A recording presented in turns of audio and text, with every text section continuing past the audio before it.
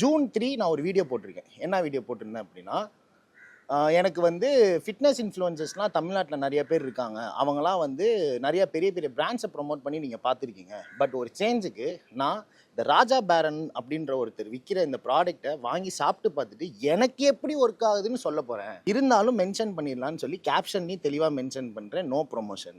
வீடியோட ஸ்டார்டிங்கில் 5 செகண்ட்ஸ்க்கு கிளியராக வரும் disclaimer, not a paid promotion. No business dealing between me and இம்னு தெளிவாக போட்டிருந்தேன்.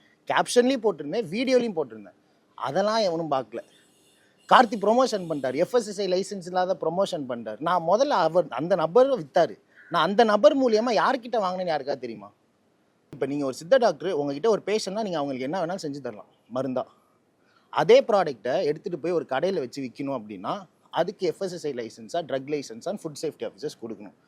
நான் வாங்கினது டாக்டர்கிட்ட லைசன்ஸ் கொடுத்து இருக்கான்லாம் கேட்டேன், காசு கொடுத்து வாங்கியிருக்கேன். 1250 ரூபா காசு கொடுத்து வாங்கியிருக்கேன்.